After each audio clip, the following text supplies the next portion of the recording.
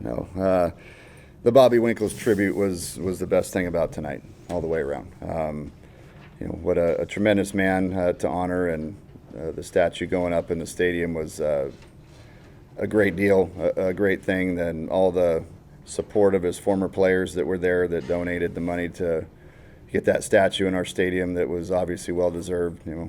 Coach Winkles, the godfather of this program, that set this thing in motion and got it off running and built the proud tradition here. So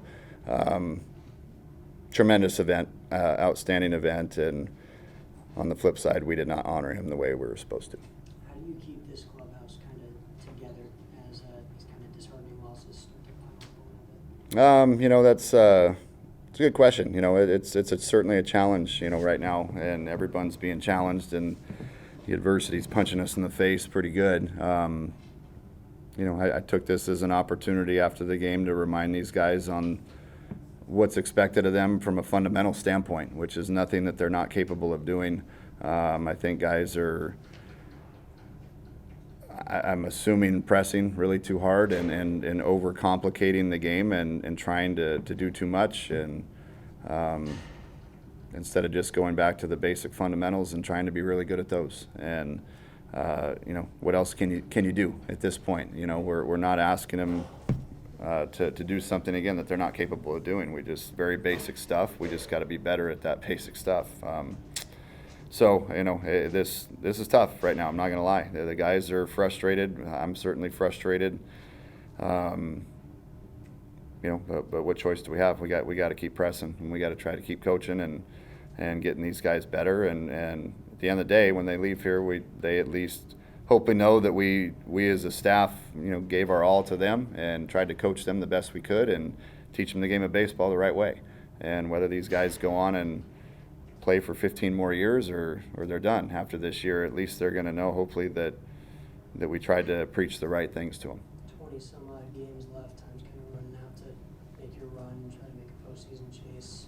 How do you turn this thing around? One game at a time, one pitch at a time. Like I said, just trying to get back to the fundamentals of what can make us a good team, and we can't look at it as a 20 some odd games left. We got to look at, we got to win the first pitch tomorrow, and that's it. And then pitch by pitch, we have to win, just keep winning pitches and focus on the things that individually make them good and what as a team makes us good. So if we can get back to that, and take one game at a time, you never know what can happen. But we gotta get a lot better in a lot of categories right now. What is your personal emotional state right now? I have not. I will refuse to ever give up on these guys. I believe in them. I maybe that's what makes this hurt a little bit, for me, or hurt a lot more than maybe normal, is that I know what these guys are capable of doing, and we're still falling short of that. And I still have high expectations for this team, and I have high expectations for a lot of individuals in there, and so I take it personally when we're not attaining what we're capable of doing, in my opinion. So that part gets frustrating for me, because I care. I want this program to do well, and I want these kids to do well. And I will tell you one thing, that top to bottom, every one of those guys out there is continuing to work their butt off. And so from that standpoint, I have zero complaints. They care, they work, they're continuing to try, and the effort is there. But like I said, right now, I think it's just there's too much stuff jumbled in their minds, and let's just simplify it, man, and go out and be aggressive to the simple stuff. And, but I guess to answer the question, my state of mind is that, hey, I'm going to keep coaching them the best I know how to, and keep trying to prepare them every day to get better, and expect them to continue to improve. No walks today, 82 pitches just by their starter. Do you feel there could have been some things to improve your guys' approaches? Repeat that question, and then you'll have your answer. Yeah, 82 pitches and no walks, he carved us up. Our approach better be better than that, or it should be. First things first, the kid threw the heck out of the ball, so you tip your hat to him for that. Could our approach been better? Absolutely. You know, I mean, that's not what we expect to do. But that kid's crafty. He carved us up last year when he faced us as well. You know, we knew that. We knew what his repertoire was. We just we didn't really execute very well.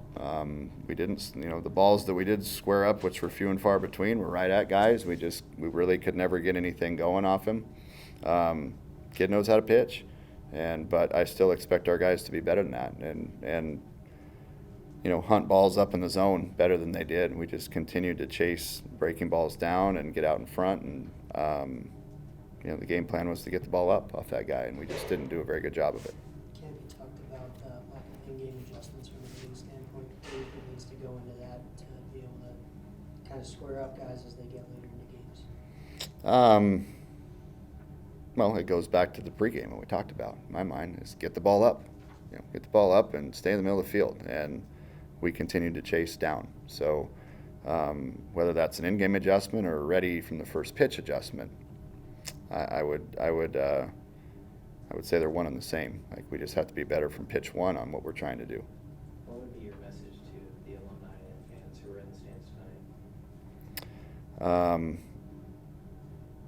I appreciate you coming out and enjoying the ceremony. As far as the game is concerned, you guys deserve better than what we showed tonight. Beyond just tonight's loss, it marks a 5-game skid after five-game winning streak. What went right then that has dropped off as of late? You know, I think we were finding ways to win. We were continuing to battle. I think offensively we started clicking a little bit better.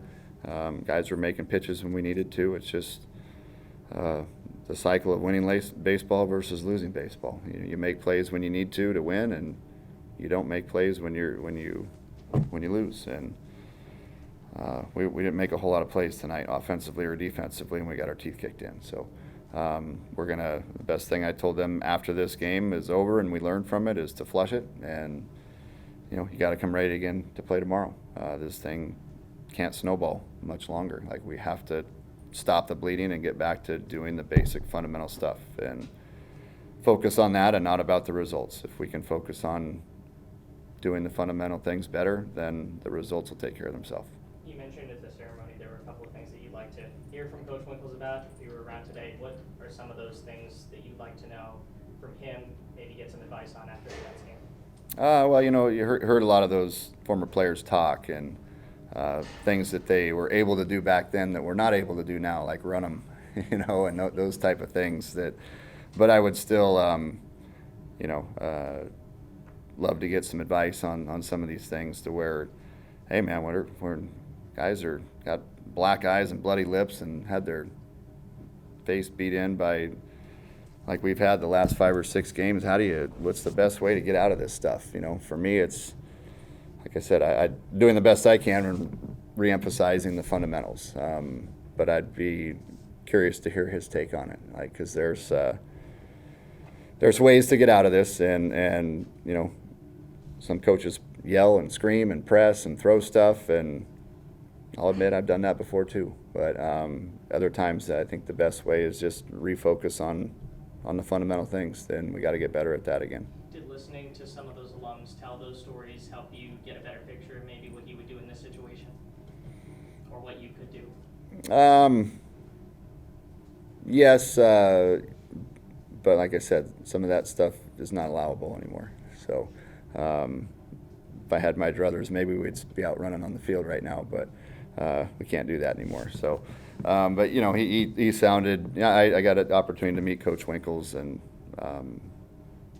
just a fun personality. You can see why, if he took that personality to his players, what a fun guy to be around, and a good personality to be around. But you know, yeah, we can all take a page or two from his book. What do you make of the defensive struggles that you're seeing at this stage in the season? Again, I go back to the plays that we're not making. Are we not capable of making them? Those are pretty routine, and that's all I ask of our guys, is to make the routine play. I'm not asking them to make the ESPN highlight reel plays. I'm asking them to make the routine plays. So if they're not capable of doing that, then you know, I don't feel I'm asking too much.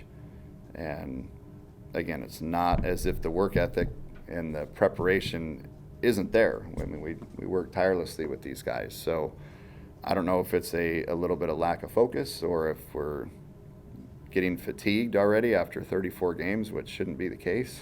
But, you know, bottom line, again, I don't expect, I expect more of our guys. And if that makes me wrong, then I guess I'm not the guy here, because I expect more of these guys, and they understand those expectations. And for some reason or another, they're just not, you know, we're having a hard time executing some of those routine things. So again, that's why I felt it necessary to refocus on what we expect as coaches from a routine standpoint. And let's simplify things. Let's get back to the basics and just do your basic job.